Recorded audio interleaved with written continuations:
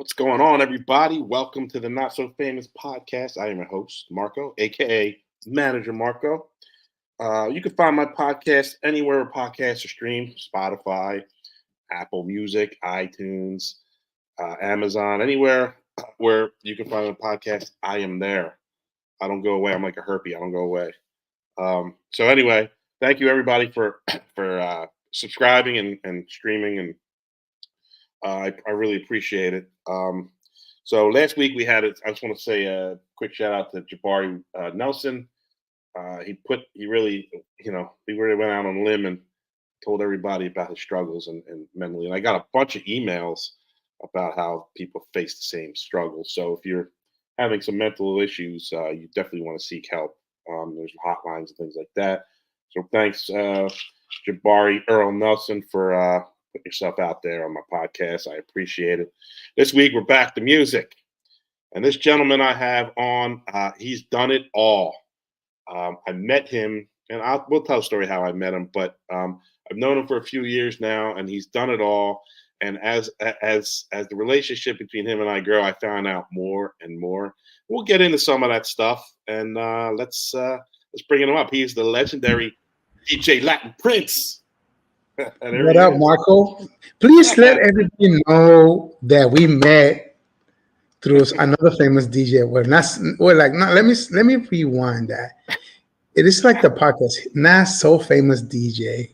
No, stop. See, no pot shots. Well, no stones thrown at him at all whatsoever. What I'm just saying, but he's a good guy. He's one of the good fellas. One of the good fellas. Yeah, he's one of the guys, and him and LP. We all take shots at each other. It's all in good fun. But was it through? The question is, was it through the game? I met you at when he. Actually, no, we met at the birthday party. Yeah, when you blew me off. Yeah, with dinner. And yes. And we have a photo, and I'm like looking at this picture, and I'm like, oh my God, I know that I met this dude way back in the day, and I was like just completely out of my. I mean, sometimes I'm like this, sometimes I'm like this instead of being like this, and I'm not paying no attention and stuff. But my apologies, Marco, because now you and I are really good friends, man. Yes, I appreciate everything you've done for me, man. I appreciate you. No, I appreciate you because like I said, I won't get into it because this is a music podcast, but you've done so much in the business, and you've helped.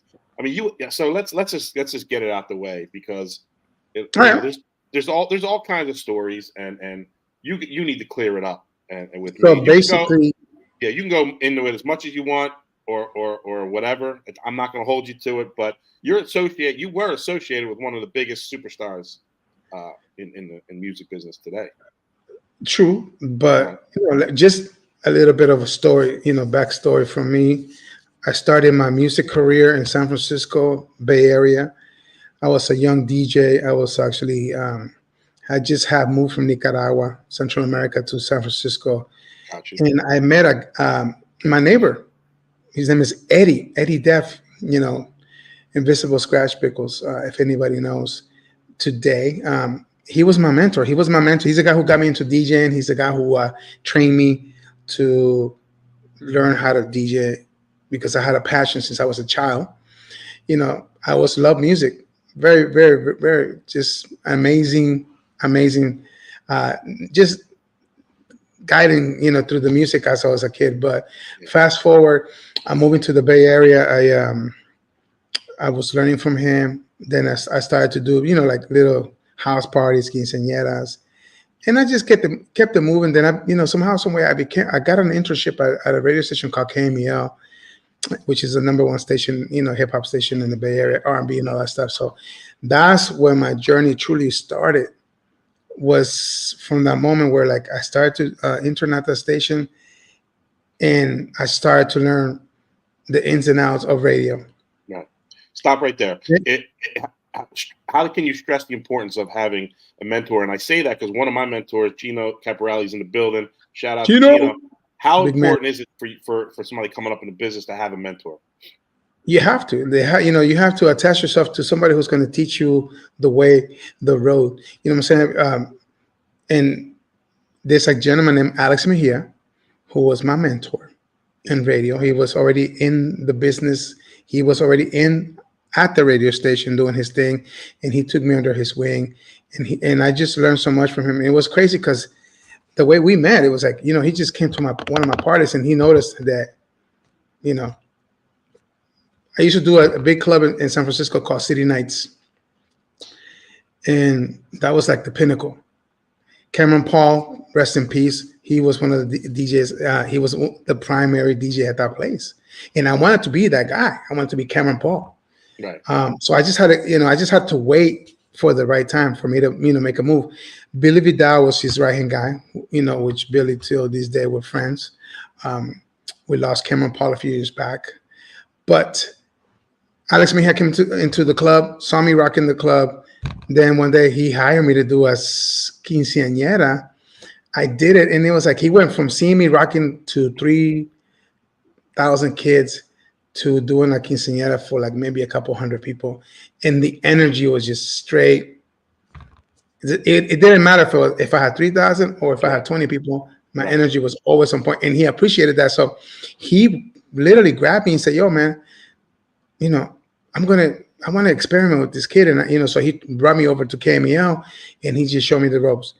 They used to always make fun of me because I was like the brand new, the brand new DJ, the brand new mixer and stuff like that. Mm-hmm. So like they will put signs on top of it. Like I'll be in the studio DJing, and they'll have this, signs that will say DJ in training and stuff like that. It was horrible, but it made me who I am. Listen, till this day, me and Alex talk about this, and it made me the person that I am today. It made me a better person as far as a DJ, an individual, a business person. You know what I'm saying? Like in this business, you have to have what you said, thick skin. You can't if you're not gonna have thick skin in this business, you're not gonna make it, because you cannot let everything just bother you, or like let those things just kind of like, mess up your frame of mind. You know what I'm saying? So moving forward, I was at the station for a long time. I was there for a very long time. That's where I got to meet Biggie. I got to meet Aaliyah. I met so many, from Usher to Lauryn Hill in the studio, them coming into, into the station and doing interviews. I have pictures with all these artists. It's crazy because, some of these artists are no longer with us. Big Pun, just mad artists, man. And slowly when I started, DJing at the station, I started getting plaques. That's when we were discussing this earlier. That's why I have so many plaques, because I've been in this game for so many years that I have acquired quite a few of these precious things that you receive from all these artists. So I was at the station for, I don't know, I would say like over 5 years. Then there was no growth for me. My guys were in top positions, so I couldn't be a music director. There was no way I was going to be a program director at that time. So I decided to leave. But just before that, I was taking myself in networking, which is very important for artists and people. Networking is the root of your success. Yes. Depending on how you're going to network, that's how you're going to move, you're going to move forward in this business. So I started to networking, flying myself out to different places, Chicago, going to different music conventions, paying, my own way, hotels, flights. And that's how I met a lot of the people who I know today, business-wise, managers, DJs, producers, like I said, it was just something that you as a DJ or individual, you need to do in the business. Is network is a must. I met an individual by the name of Ricky Lee, rest in peace, who passed away as well. He became my mentor when I moved from radio, and I transitioned myself into a music magazine. So I started to work for Hits magazine. Hits, man, I remember Hits. He knew that I wasn't. I knew that I wasn't going to be able to make any more moves in radio. So I decided to make the next move in my career. So I left the Bay Area, moved to LA, and became an associate mixture editor for Hits magazine, working alongside with Ricky. I was with him for 4 years. And in those 4 years, we had so much fun, interviewing from Little Kim to Backstreet Boys to meeting, interviewing in Sync and hanging out with Justin Timberlake. Beyonce before she was Beyonce, when she was with Destiny's Child, even Slipknot, who I'm not even a rock, that type of band.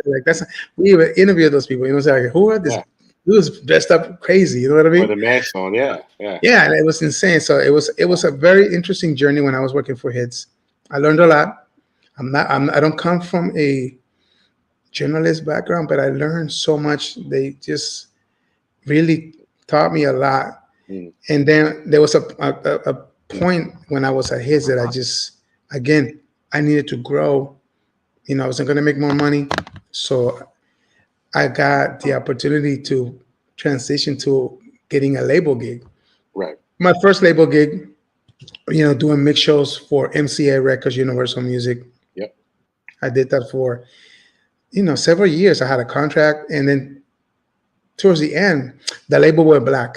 I don't know if anybody knows that term, when basically the label is closing. So um, basically, they just shut down the label.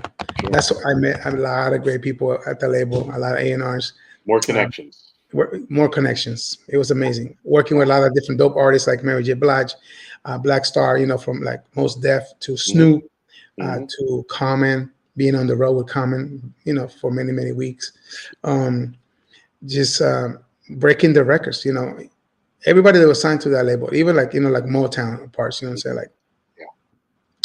fast forward, I'm still under contract, so I'm still getting paid every 2 weeks.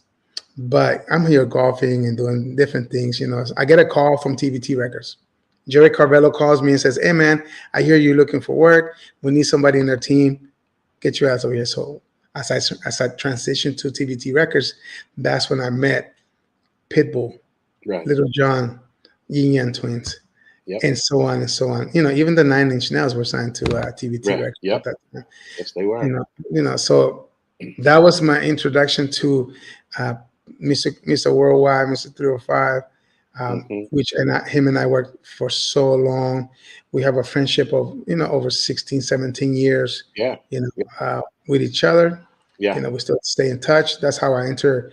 Moving forward, like that's how I entered Globalization, which is a station that he has on Sirius XM. But breaking records. I was working for TVT for a very long time, and then I decided to go back.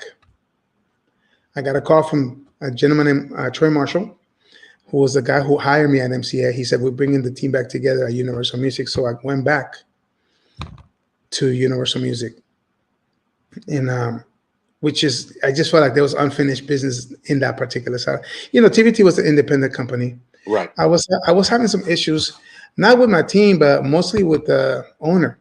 Yeah. For TVT Records. It So was is about that what happened? Is that it's a typical like music story where one day you guys are just touring the world, and then the next day a new group of guys come in, they take over. We'll say Pitbull will take over his well, for me, his business, and for, then for the you're out. team, for us was, when it came to TVT, for us was mostly just Steve not paying his bills. So, story.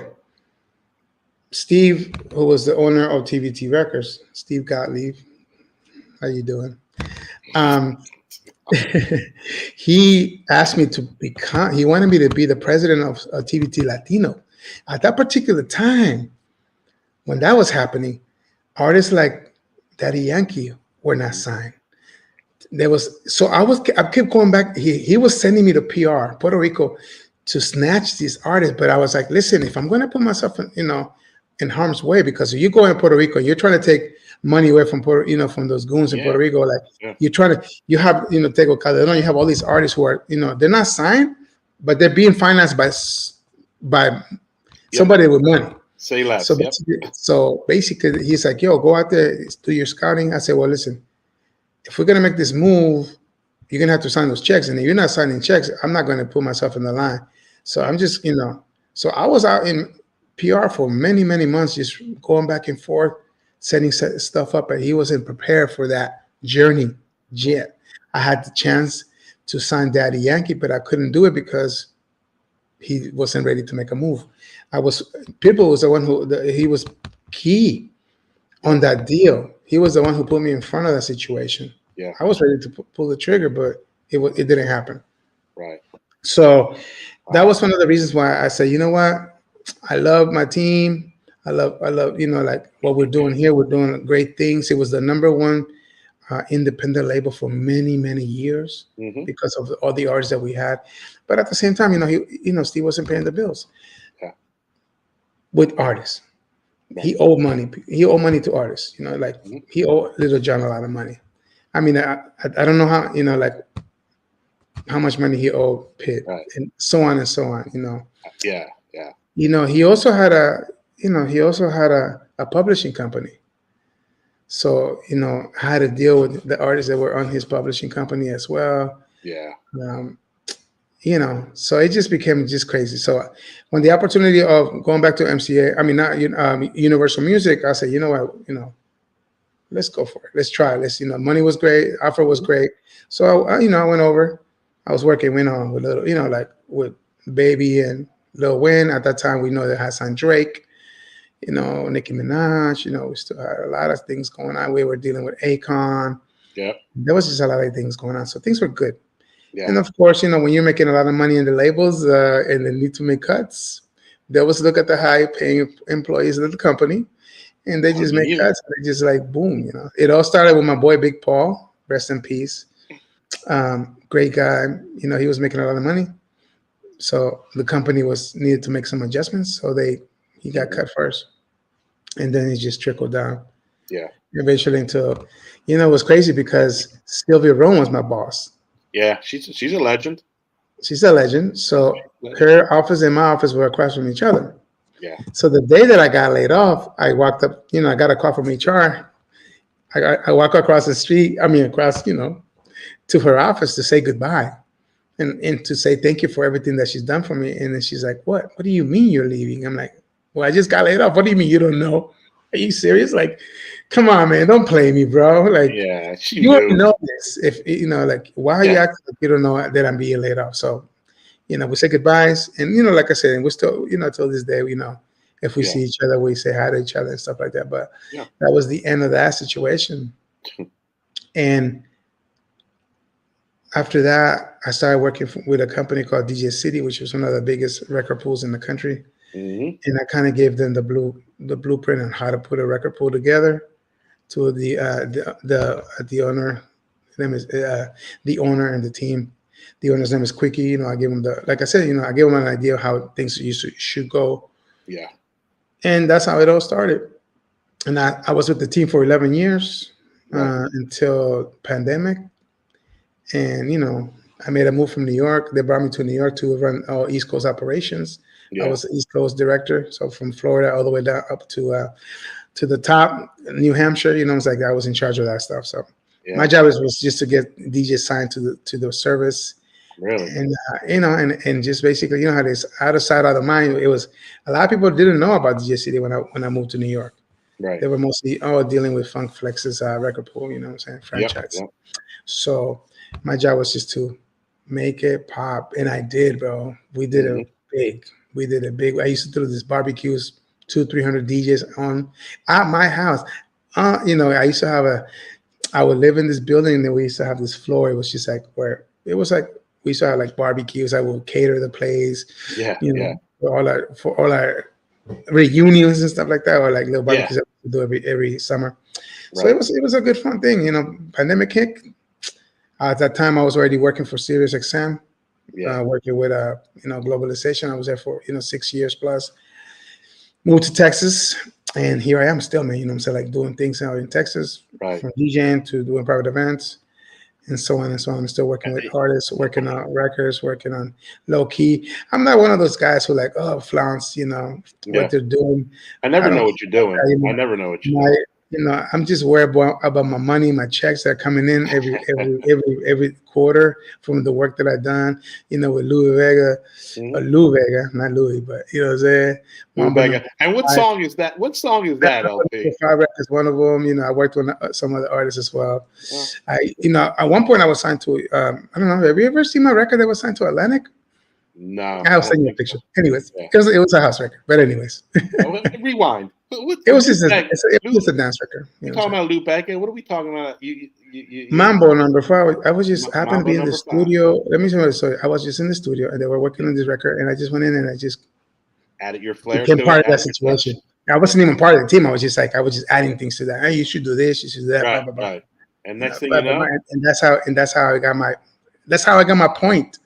that's how you get your point. And now you get royalty checks from that song because You know what that I'm song saying? is still, Please tell these guys that still here. royalty, mechanical royalties, all that stuff is, it's key.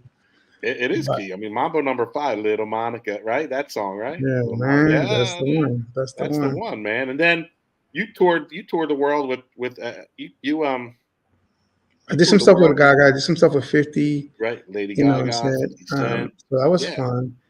And on yeah. top of that, just doing my stuff, doing my own touring myself with, just I've been touring well, not the US, but overseas since 2004 until today.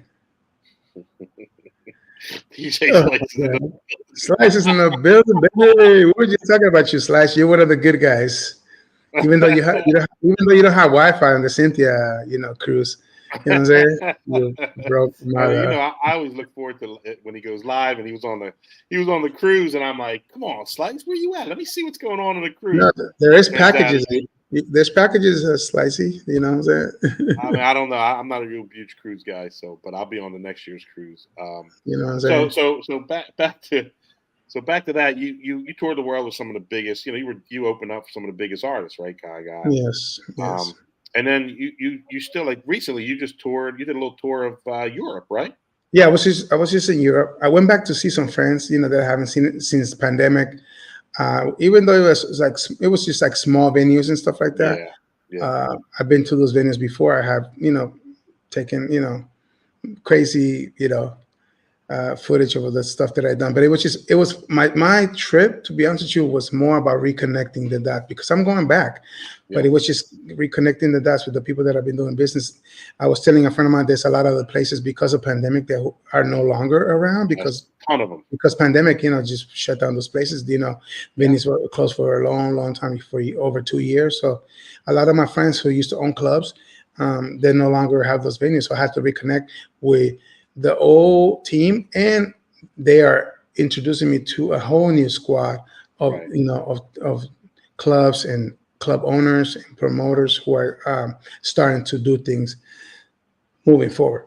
Right. So it was mostly like a reconnecting trip, seeing people, spending time with friends, doing some free shows and just like just testing out some new locations. I mean, I don't have a problem opening up for a DJ. So I was even opening up for the main DJ. So but at the same time, all I want from me when it comes to this stuff is basically, I want people to hear me DJ. That's why I want to be in front of a crowd. Just give me 20, 30 minutes, an hour. Yeah. Let me do my thing. Let me drop what I got to do and keep it moving. I want people to hear me. I want people to get a little feel of what I do. Absolutely. Now, you know what I'm saying? Now I always bust your chops, but but you were actually in a movie, right? Oh man, very young LP, man. I was young LP was in a movie. I'm such a ball buster. You know what I'm saying? Like that's why we give it right back. I'm a ball buster, but some people call me a bully. There's a gentleman. Oh, we're gonna get into that at the end. We're gonna get into that. I am the bully. But anyways, so I was, this happened in San Francisco. Yeah. I was still interning. I was still interning for KMEL at that time because, people at KMEL didn't know that I was interning. They thought actually I was an employee, but I was interning. Anyways, I was working my second job, or my only job, and because everything, at KMEL was for free. But I was working my job. I was working for this company called MV Transportation, picking up, people in wheelchairs and taking these old ladies to the senior center. So one day I just happened, the senior center was really close to the church where they filmed the movie. So it was 29th Street and Church in San Francisco. So I just happened to drive by and I noticed that these set designers were putting the thing together. So I'm like, that graffiti looks kind of fake. That doesn't look real at all. Like, that's kind of funky. Right. Anyways, I get out of my bus. I walk over. I ask, hey, who's the boss? Who's in charge of this operation? So they're like, oh, you see that trailer over there? Go over there. His name is Jack. Take my little ass to the trailer. Knock on the door. I walk in. there's nobody in the trailer. And I go, hello, hello, hello. And I go, is anybody here? He goes, and then Jack goes, yes, how can I help you? And I said, well, I would like to speak to you about your graffiti in the movie. He goes, how so? And I said, well, it looks mad fake, bro. And then all I hear is all I hear is Jack just bursting in laughter, just laughing his ass off.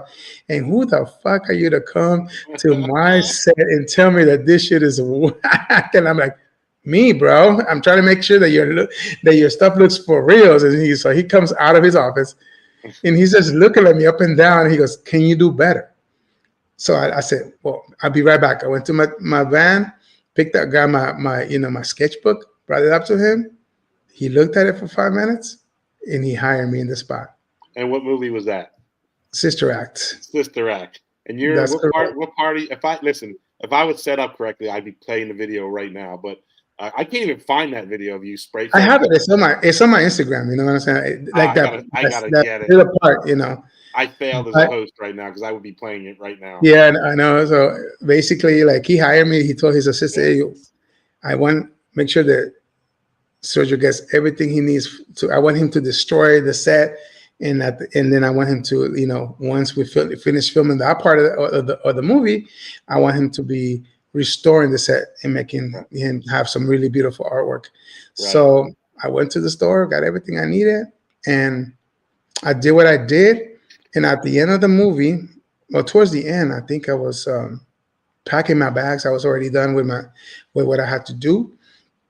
Then I was in the back. One of the sets in the back, and a gentleman comes up to me and says, "Hey, man, I just want to say thanks." And I'm like, "For what?" He goes, "For what you did, for what you done for the set." For Jack told me the story, and just so you know, Jack son Degovia, who is a set designer, he has done his repertoire of movies is insane. Like if you look him up on Google, if you Google him up, you know, he did the Nakatomi. What is the movie with Die Hard? He did all the Die Hard movies. Every single one he's been the set designer for that, and so on and so on. So he's the one. We became good friends. But back, you know, to the story, it was I didn't know who it was, so I was like, "Oh, you know, you're welcome." Blah, blah, blah. I was like, "Thank you, man." You know, I was like, it was a pleasure. It was my first time doing something like this. It was just like I just felt like I needed to somehow shine, you know, and kind of give you guys some real stuff. I know, not trying to be disrespectful to your artists and stuff, but you know, like you have to give it a strip feel. He goes, "Well, you sure gave it to." So, but he goes, "Let me ask you a question. Would you mind being in the movie?" And I'm like. So I'm looking at this dude. I'm like, who the hell is this guy? Like who are you to tell me, you know, to be in the movie? So to find out that he was the director of the movie. His name is Emil Ardolino. This guy is a legend. And he just like, I don't know, just like I said, it was so humbling just to see him come to me. He didn't have to this. I mean, you talk about this is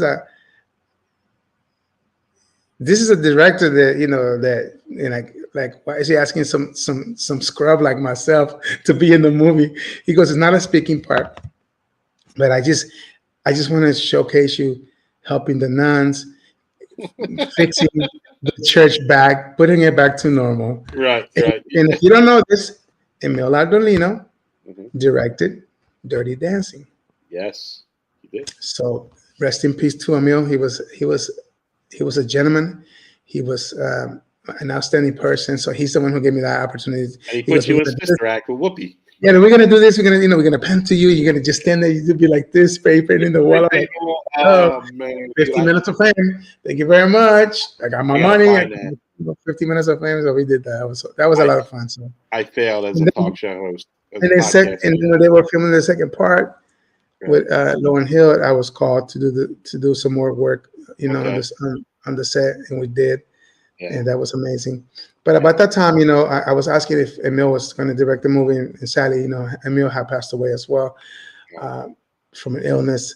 So it was, but just the experience. Those were my only two things. I had some type of love for movie making, for films. So I'm trying to get myself into I don't know if I could score because that's some big stuff, but like maybe do some music, you Yeah, know, I get you.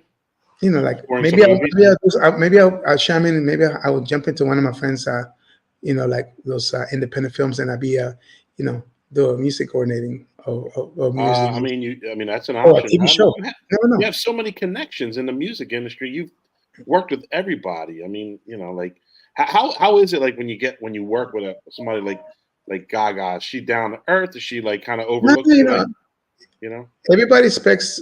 There's some artists who are dicks, Yeah, and there's some artists who just stay humble, and they're just humans. They just listen. They're just blessed to be able to have the talent and the team to be able to make them the superstars that they are today. You know what I'm saying? yeah. Um, it's insane. There's a movie called Slap. I don't know if anybody remembers this movie called Slam, but it's a poetry. It's a spoken Slam, word spoken slam. Look word. it up, Marco. I worked with my boss Ricky Lee on that movie. We worked on the soundtrack. It was put out through Happy Walters. Also was part. We worked with Steve Rifkin on that situation with A with legend. the Yeah, soundtrack. And I was in the studio with Pun. I was in the studio with Old Dirty Bastard. Um, Crazy man. And I mean, I yeah, have pictures of Big Pun. They used to yeah. call me baby. They used to call me Baby Pun because I was almost as big as him. Yeah, well, not as big as him, but I I was don't think you could be. I the mean, baby that's a size. tough. That was the baby size of. Your baby But I pun. used to speak with Pun all the time, man. Pun used to like because when I used to work for Hits, we used to do mixture promotions for all these Right, labels. right, So this artist will call us and they will like, hey man, can you give us an update on what's going on with our project? So Pun was I mean I spoke to Pun like right before he passed away, maybe really. like a week, because he had told me, hey man, I don't know if you know the story, but Steve Rifkin uh, was trying to convince him to to lose weight and to Yeah, get the surgery. yeah. So Steve put a stack of money in front of him and he says, if you do the surgery, that's all yours. And Pun did. And right before his surgery, we lost him. So Yeah, right before. Wow. it was it's a sad day, man, for the industry to lose such a talented person. But but he needed, like I said, he definitely needed to do something to change his life to be able to get healthier and to be It able was to. just a little too I mean, late. at that point, he was doing shows and he was sitting on a chair, doing, because he was just so heavy.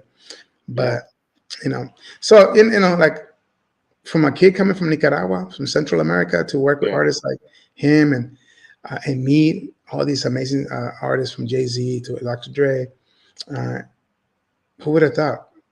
Like when I look at my pictures with me and Biggie, we're like, wow, that was Thursday, and Saturday he was done. He was gone. Right. That's crazy. It's crazy. Like me and Sway talk about this. You were Everybody on knows. Sway in the morning, right? I was no Sway and I were DJ. We're working at the same radio station. He was also at KMEL. He was actually interviewing Biggie. That's all that stuff. That's Yeah. and the same thing with Pac. That he did. I think he did the last interview with him when they were filming a video with Casey and JoJo. But man, like just so many legends that we have lost Oh yeah. throughout the years, man. It's crazy. But it's Yeah. and working at Sirius XM that helped me meet a lot of other and go back to the networking thing. Yeah. It's like being able to sit down. Like I remember talking to Fat Joe and asking him, "Hey man, I need for you to jump on my song," and I played him the record, Right. and it was a song with my artist Right. at that particular time. You know, and I sampled the Beat Nuts. And he goes, yo, that's my shit. So Yeah. he literally jumped, my artist was signed to Republic Records. And it was like, the rest was history. He jumped on, did his, the bars, Yep. then Yep. Pitbull did the remix to Did that the song. remix. Yep. So it was crazy, bro. We had a lot of fun. So like I said, it's all about connecting, man, connecting the dots. Um, um, just like I said, from E40 to all these artists in the East Coast. I mean, I don't know if you know, but Raekwon lives here in Dallas, I so didn't know that. I'm about to connect with him and do some business. You don't live in New York? No, he lives here. Wow, I didn't know that. Yeah, Raekwon lives here.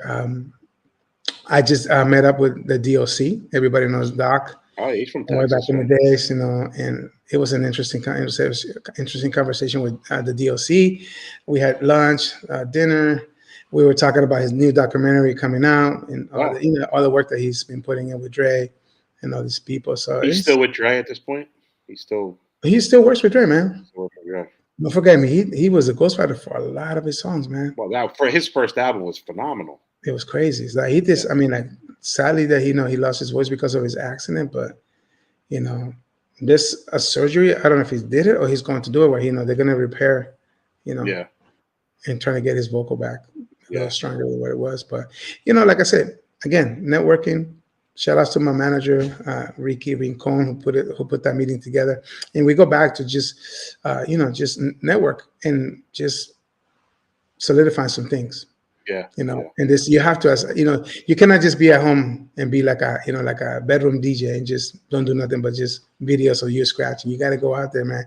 Network with other DJs and artists and stuff like that. This events where that you'll meet artists. When I lived in New York, I was always going to every event, no matter how tired I was. I still went out and network every week. I would still visit their labels and just go say hi to the label reps and just get music and stuff like. You gotta stay connected, man, all the time, 24/7, man. If this is what you're gonna do, because I know a lot of DJs out there who are not about this life. They just want to DJ because they're in college, so they want to make some extra money.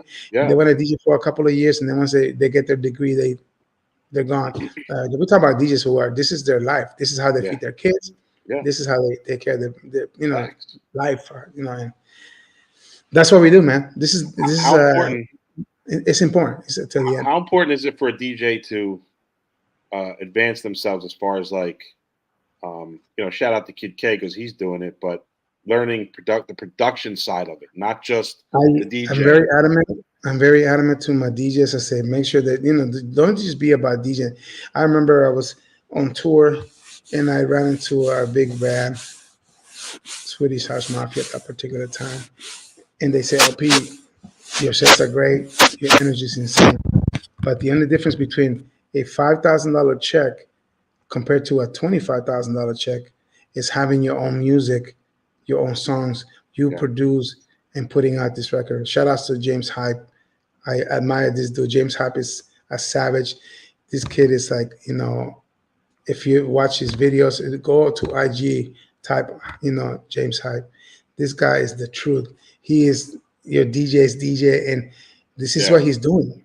This is exactly what I'm telling every DJ out there. Get yourself able to know whatever you feel like comfortable working with, and start making records. Yeah. You want to be famous? Is that's the line that you want to be famous? You're not going to be famous by getting online talking about nonsense. It's like you need to show them. You want not just the DJs to love you, but just the regular people, the audience who are going to come to your shows to love you. Not one, but I'm talking about thousands of people loving your work. Why not? You got yourself into some production as well. So I hear. I'm learning. I'm learning right You're now. Learning. We all have to learn. Well, I don't have to, but I want to because it's pretty cool to figure out. Listen, I started using Ableton and going to YouTube tutorials. Yeah, that's it, right? And I mean, back in the days, I was working, with other programs, Fruity Loops, what do you call it, and other stuff. But now that I'm strictly Ableton, it's like I was learning, and then once I finished, I got to a point where I just couldn't learn anymore. Yeah. So you have to take yourself to school just to advance. There's a lot of different things that you could do that I had no idea. Yeah. Until I took myself to the next level. Yeah, I'm fortunate enough to have access to some engineering. I know Kid K has been able to get the dabble. I mean, when he's not acting Hollywood, he's. Let's not talk about yesterday's episode, but anyways. Kid K is a podcast either. Yeah, he's a DJ from Florida. He got started at like 9. I'm 9 years old or something. I met him when he was 15. Man, we've been rocking out for a long time. Young boy's doing it though. He just graduated from high school. Yeah, dude. That's very talented. He's a very talented kid, man. I have to give him his flowers, man. Yeah. Very talented kid, man. He's my child, but you know what I'm saying. You are his second father. I am his second father. Yeah, Peace. man. But no, but like what you said, Marco, it's very important to you know, teach yourself just, or if not, go to school. Yeah, But don't think that that, and these things don't happen overnight. You have to work on your marketing. You have to consistently just keep knocking on doors. Like me, I have my merch. yeah, yeah. You know what I'm saying? Latin friends, some other stuff.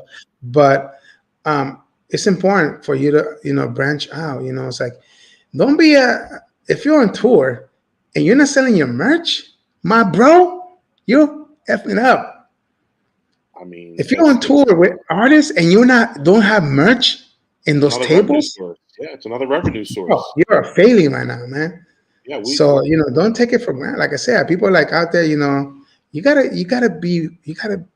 hustle. You gotta be strong. yeah, Don't be, I'm gonna tell you what. People who are shy in this business will lose. People who don't push. One thing that my mentor Alex Mejia, you know, said to me, you have to stay consistent. You have to keep pushing until you get what you yeah, need and yeah. what you want. You got to keep pushing. Otherwise, don't be a little mouse and like, oh, I don't know what Yeah, to and do. I you don't want can't to do it. say. I don't want to No, bug nobody, man. Forget that, man. I've been in, yo. I seen people walk through those hallways of Sirius XM. I'm talking about Charlize Theron and people of those calibers, and I'm like, yo, can I take a picture with you? yeah. Sure. What's the worst they say? No. You know what? They're gonna say no. Right. Listen, I'm gonna tell you who said no to me, and I was pissed. The little midget from Game of Thrones. He said no. He did an interview at Sirius XM, and he was on his way out, and I was kind of coming into work, and I saw him. He was about to jump on the elevator, and I said, "Hey man, can we take a picture?" And he goes, "Nah, man, I gotta go. Peace." I was like, Wow. "Damn, broke my heart, bro. 'Cause Damn, I'm a bro. big fan of the show, man." I was like, That ain't right. "No," That ain't but right. it is what it is, man. You know what I'm saying? Yeah, There's been artists. you gotta be There's been consistent. artists that they have said no to me. Like J Lo said to no to me. Back in the days, I was doing this music conference in Miami, Yeah, and this is the time when she was dating Puffy. yeah. She was in the back, and Puffy was doing. He was one of the panelists, and I walked up to her and said, "Yo, can we take a picture?" And she said, "No." She's like, "Nah." I'm like, "Oh man, I'm heartbroken, man." I was like, "Nah, man. I don't know when I'm going to see you again, but it is what it is. You got to keep it moving." Gotta There's keep just artists moving. where maybe she wasn't feeling pretty that day. I don't know. It could be anything. You know what I'm saying? You Let me never tell you know. this. You know who was an asshole to me? Marley Marr. No. Bro, I would Calling never forget. Marley Marr out right You now. know who Fucking also was what? an asshole to my DJs at Who? one point because he thought he was just the shit? Who? Rakim. No, that's my number The one. God, bro. I had him. I used to have a DJ squad, the Bump Squad DJs, 300 plus DJs, not even nationally, but like globally. We did a convention in Vegas.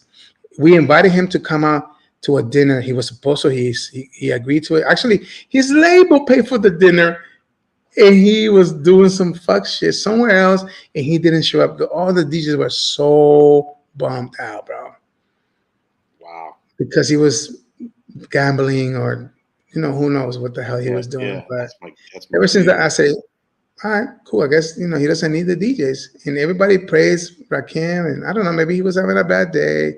Maybe I don't know. Maybe I don't know. But for me, that day was very important, and for him not Yeah, to show up, that yeah. was very You important gotta for me be too. aggressive, man. That's what I did it with my artists, so I'm aggressive, and Yeah, Janine asked me to take and Gino asked me to take a more more powerful. Yeah, a more take bigger some role. more of the reins, a bigger role. So and because Gino knows I'm aggressive, right? And I know when to approach, I know when to say shit, and I know when not to. You know what I mean? Listen, you're gonna be Marco. You're gonna be the bad cop. You're Of gonna be course, asked. You're gonna be that. But you're protecting your artists. yeah, You got the best interest. yeah, When it comes to you getting paid, you already know how it is. I'm absolutely, not. When I walk into a lot of the situations, before I even touch the set, I'm like, yeah, I gotta get my money. I'm yeah. not. I'm not gonna sit back and do my set and then have to be chasing a promoter at the end of the No, night to get my you, money. I Who don't. knows? You might walk out the back door. Yeah, Oh man, blah blah blah. They could give me a nope, thousand excuses. I heard it all from. Oh, we didn't get. It was a slow night. I said that ain't my problem, bro. no. Like This is the I came contract here. you signed. I did my job, Yeah. I rocked the crowd, and now I need my money. So Yeah. I've been in those situations. That's why, as a DJ, once again, contracts are a must. Contracts are a must. And Marco, as I contracts are a push, must. I am an advocate And for we had contracts this and conversation before. deposits. Yeah, Deposits. deposits. I don't give a Deposits. damn Deposits. if it's your sister's friend, or if it's your best friend, or if it's your wife's buddy or brother. Get your deposit, bro. Yeah, absolutely. Period. Be a You gotta professional. get your At deposit. that point, you're not being a professional. Now you're just being some regular dude. You know what Right. I'm saying? Like, Right. I mean, some so people I want mean, to do things a certain way. we're headed to Orlando with Deneen and Saturday morning, and we're doing a show Saturday night there. And it's the same thing, man. When we get there, you gotta walk up. Her brother's her road manager, so I'll let him handle it. But still, you gotta go get that envelope for the rest of the money. We got Right. it's part of business. You're not a You bad guy. everybody in that situation, everybody plays their position. Yeah, He plays his position, you play your position. absolutely. Gino plays his position. Everybody's doing their thing. That's the only way for you to become a very successful team. Yeah, These are conversations that I had, with Sal EXO, yeah, yeah, who manages the weekend and so on and so on. yeah, French yeah, Montana and Cat, what I'm saying. yeah. But you Those got are to, big time. you're the bad cop, because sometimes you might do a show for somebody that Yeah, and you got to be that dude, like, like, and they'd be like, damn, I don't know, who is that? Is that yeah, Marco? Because he's never come at me like, but it's like, bro, this is not for me. This is for right, my audience. So you right. gotta just be like, like, Well, 20% is for me, but let's not get into of that. But course, twenty what I'm percent saying? to me. But, I gotta get my money. yeah, we're You here, know, like here to collect, man. I don't do anything without contracts, man. I put my time in. I like you said, I flew myself places. I put myself up. I Of course, I paid my dues, and it's 100%, paying off right now. So 100%. And um, you've been working with some great artists. You have, yeah, new artists who are gonna, I believe in new artists. Your yeah, female artist is gonna be, I think she's gonna be huge. She just needs that door to be open. Once that door is open, phew, yeah. it's a go. It's a And then you're wrap. gonna be more busy. Yeah, They're I gonna, mean that's the team is well, gonna be super I busy. work for a guy that's done it. I work for a guy that's sold millions of records. He puts me in a room with L.A. Reid. I don't have that connection, but like you said, it's And networking. he's your mentor. You know what I'm And saying? he's one That of my mentors. He's so built that's 30 years of that's why when people like just expect him to do shit for him, he's like, no, like I can't just put you in a like where's that's 30 years of his relationship down that he's putting 100%. out That's the same thing with me. there. I Right, have right, 20 plus years of of relationships. You have sat down in powerful meetings with people who I work with. right. Yeah, You know what I'm saying? It's like, exactly. Right. And then I you say, know, hey, that Prince, from yeah, from an artist perspective, and from an music executive perspective, yeah, you had a conversation with, with our boy from, from Naughty by Nature. And, absolutely. That's your when boy. it comes to me, I'm one of those guys that there might be a couple of haters out there who might say some bad shit about me, but for the most part, my balls and my word is what I roll in. You know what I'm saying? It's like Absolutely. nobody has anything bad to say about me, because I always been that dude who keeps it 100 with you. Well, I'm I not gonna be mean, a dude about, oh yeah, that's a great song, when I know that it's not a great song. You know what I'm saying? no, you can't. I mean, that's one of the things why A lot of these artists out there, they got they're sideshow guys. Oh, that was great. That was a dope right. ass song. I'm not gonna lie to you, man. If the song Huh. stinks, it stinks. Maybe I'll be That's easier. I it, won't man. use the word stinks, but I'll say that ain't it.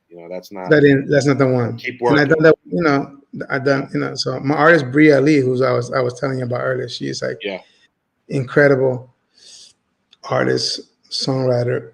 She plays the piano like a savage. yeah, And we went through a lot of music. yeah, And I was, like, that's good. That one's not good. That one has mad potential. I think that right there is a hit. yep, I mean, being in the studio, the same thing, being in the studio back in, back when, with Missy Elliott yeah, in LA, just talking to her. yeah, But again, it's, it's like I have a lot of years, in this game, yeah, a lot of honest opinions, a lot of, friendships, yeah.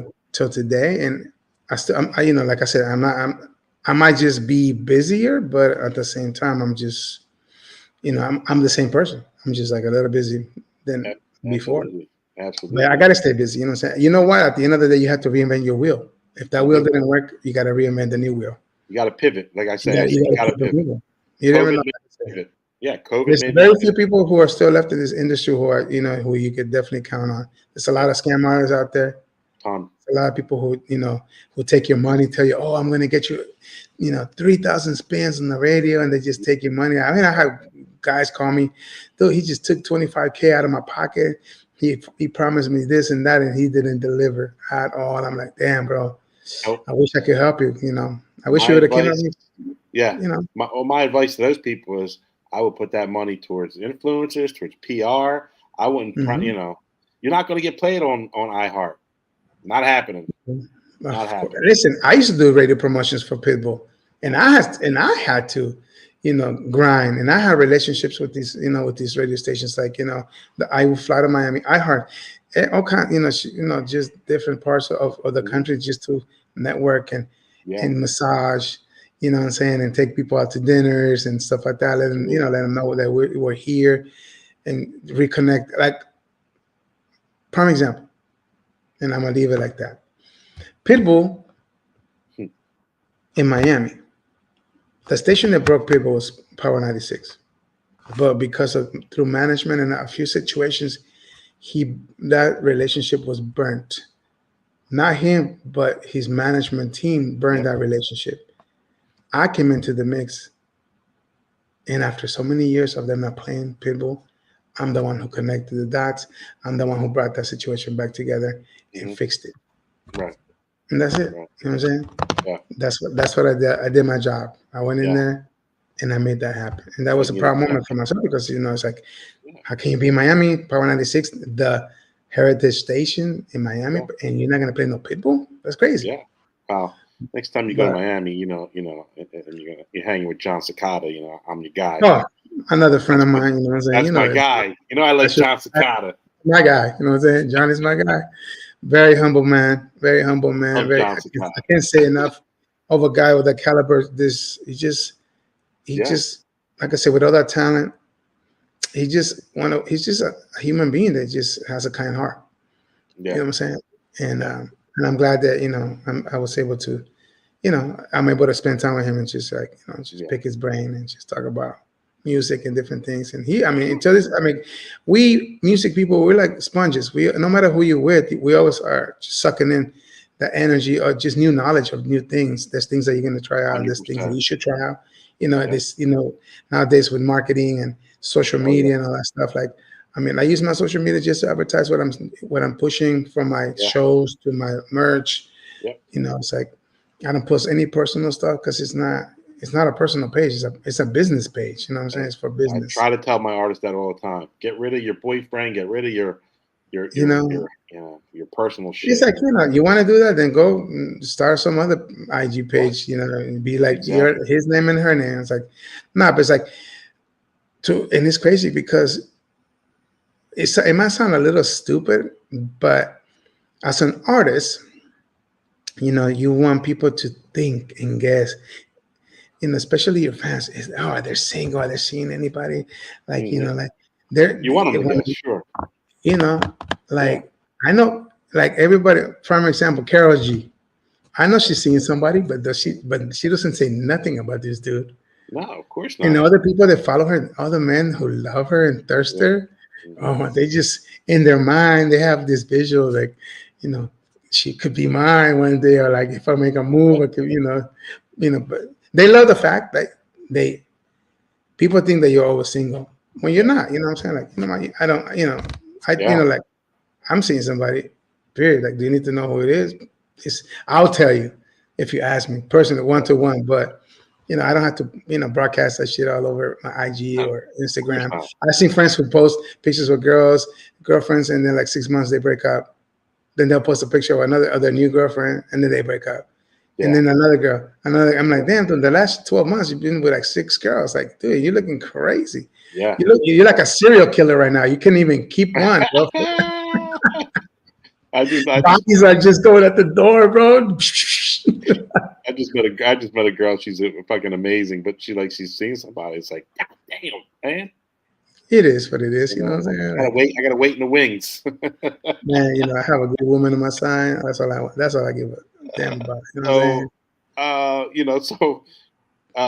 you do have a hobby. Let's end this with the hobby. Oh, Your what? hobby. Okay, so as you all know, ladies and gentlemen, me and Marco are big fanatics, and this is a particular hobby of ours that will one day we'll be in a rage.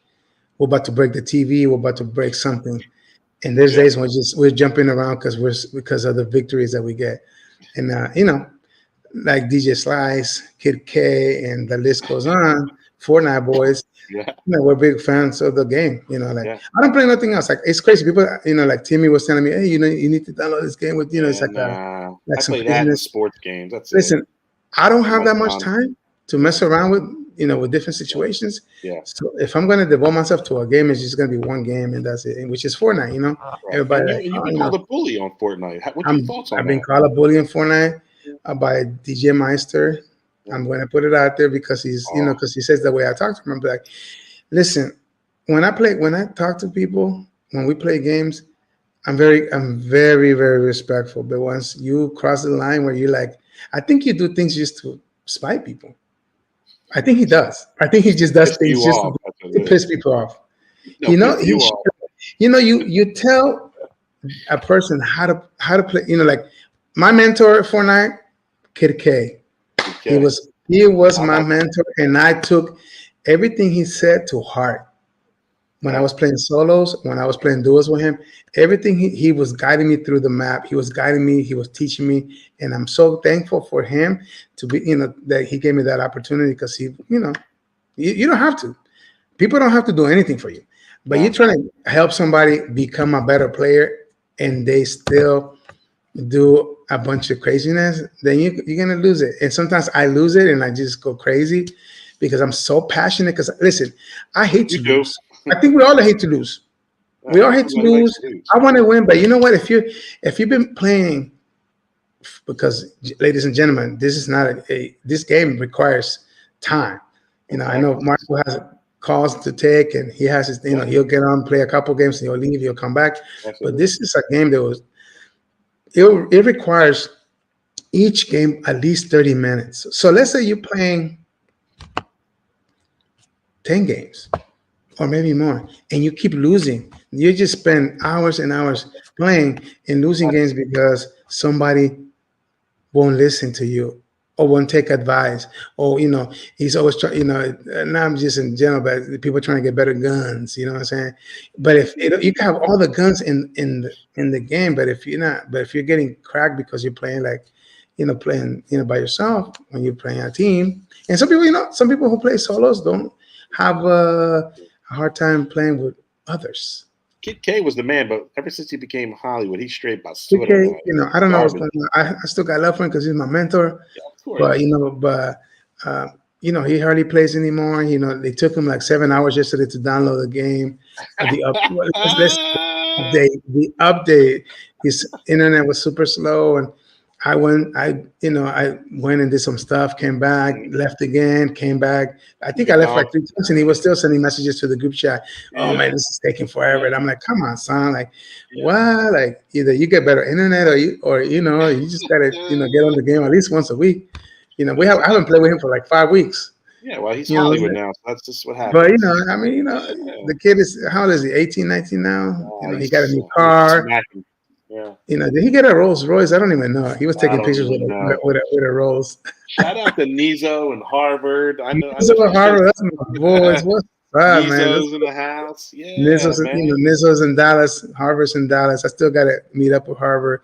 Yeah. Nizo comes out to my shows, to my clubs and supports and stuff. So I gotta get the Dallas squad together. Have a little. You know what? Maybe this summer we'll have a barbecue here at the crib. We might have to come out. I may have to fly out for that one. Fly into the LP compound. You know what I'm saying? There's a Nizo's on there now busting Kid K's chops right now on Instagram. Hey man, what can I say? We're just preaching, and everybody's co-signing, right?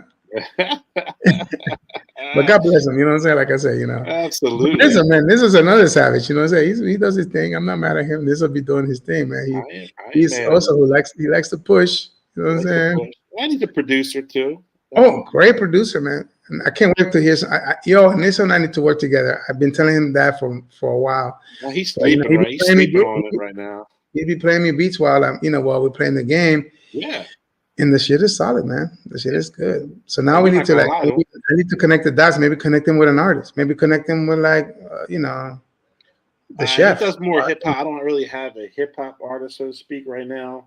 Like if you had anything more poppy or something, then I could use. But you know what? At the end of the day, I think he could make something popular. I mean, Yes, he could. He could do I it. believe that us people that do work, the work of music, one minute you could be R&B, the next minute you could do something hard hip hop wise. Next thing you know, like if I want, if like, I don't even, I don't know if I told him this, but I want to do a house song with him. House song. Yes, I know. I'm telling you, I want to do a house track with He's Nizzle. listening. I'm telling you, just to take him from a different element. Because as a producer, you have, I mean, prime example. Look what's happening with Timberland right now today. Yeah, he's back. All the music that he's putting. Did you listen? Did you hear that bachata record that he did for Romeo? I think it was either Romeo Santos or Prince Royce. No, It is fire. Yeah. Bachata from Timberland, bro. Who would have thought that he was going to do a fire bachata track? He evolved. But that's what you got to do as a producer. You cannot just be focused on one genre. Yeah. A great producer produces great records. You could be doing a record for Taylor Swift tomorrow. And the next day you're working with Bruno Mars. And the next thing you're working with a baby. Yeah. And all these, whack ass rappers in these days, you know what I'm saying? No disrespect. I'm just saying this is a lot of trash out there. I don't even know what these kids are listening to today, you know what I'm saying? I don't know what they listen to. Just make content. I'm like the mumble rap kind of stuff. I don't know, maybe we're old school. We come from a different cloth. So call it. But anyways, we come from a different cloth. I mean, I want to understand. I want to learn the lyrics. Like sometimes I have to look. I have to go to Google and look up the lyrics to see what this as I said, because I want to understand what they're saying. You never do. But, as a producer, that's the way you got to go. You have to be open to being able to make songs for different genres. You need to have a Latin crate of tracks, a little crate with hip hop tracks, pop tracks, maybe dancehall tracks. You know what I'm saying? I mean, you just saw I posted pictures with me and Ziggy Marley and Damian Marley. People who I mean, that picture with Ziggy, I was in his studio at his house in LA, working on a song for this. You didn't even know, bro. This when they had the FIFA World Cup in South Africa. Bam. Look it up, man. Look it up. But I'm just saying, like, I'm just checks, baby. I'm just low key, man. I didn't, I'm telling you so. But I got pictures to show you that, or pictures of me, with me and T-Pain in the lab. You know what I'm saying? Yeah. But I get it, man. It's been a fun journey. Yeah, I'm gonna document this in my book. I'm gonna shout out all my friends in my book. I'm hoping to have this book out by the end of the year. I've been talking about it for a while. I stopped kind of focusing on things because I had to take care of some other stuff. Yeah. But it's going to be called Music Is My Weapon, the name of the book. And it's just a story about a kid who came from Central America, almost died in a war, almost didn't make it out in the last plane out of Nicaragua. Oof. Left my mother behind in that country, in a war-torn country. I didn't hear from my mother for 6-7 months. I thought my mom was dead. Yeah. It's a fun story, then to be able to, sit down and do all the things that I've done, to be able to meet these great artists who are still with us or no longer with us, and be able to tell you stories because I was with them. Yeah. And people are like, yo, how was Biggie? I mean, how was you? I do as cool as, as Ice, man. It was great, super humble, man. When he wasn't smoking, he was just mad humble. Shout out to Nizzo.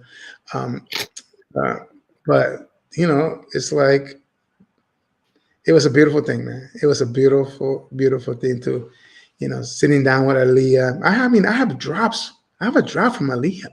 That's crazy. Crazy. When I hear that drop, it gives me chills, man. Like, she's no longer with me. She's no longer here, bro. Oh, and you have a drop by her.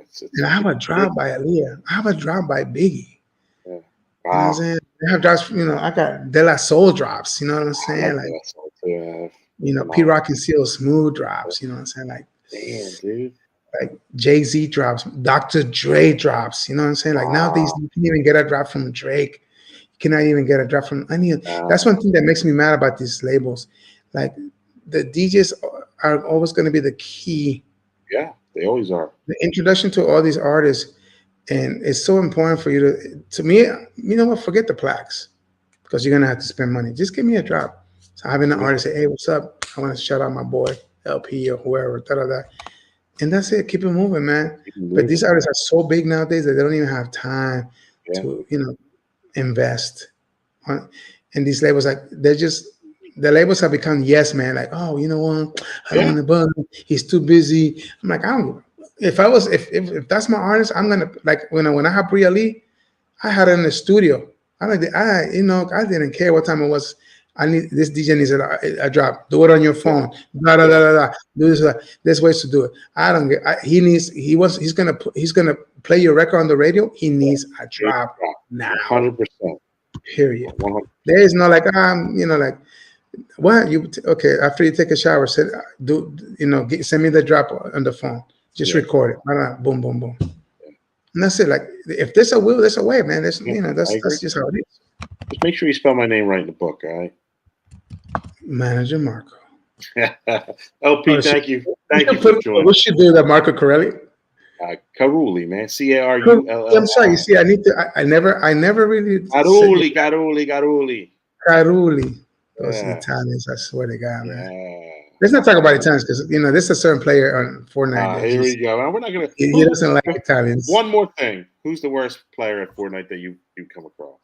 Oh man, I don't want to expose, but you know what, guys? Please add me to Fortnite TV Latin Prince, and I will bring this individual into our game so you can see how great of a player he is. Oh no! No shots fired. We're just gonna have fun playing the game. It's all good fun. LP, thank you for joining, Marco. I appreciate you, man. You're a mensch. That's a Yiddish word. Man. Where can everybody find your social media, websites, anything you want to push? My website is www.djlatinprince.com, Instagram Latin Prince, TikTok DJ Latin Prince, Facebook. I think Facebook is DJ, but it's DEEJY. Oh, I got you. I got it. Those either DJ Latin Prince. You'll find it if you search it. Yeah, if you search, but you'll find me. Like I say, even if you Google me, you'll find all my stories on Google, man. It's crazy. Absolutely. Well, get your ass off and get your ass signed in. I'm watching the game right now, but I'm about to continue kicking some butt. I took a little break for this, but I'm going back and hopefully I'll get to see you in there. But I'll once again, in a few minutes. I appreciate you, man. Continue doing your thing. Stay blessed, man. Shout outs to you, to Nico.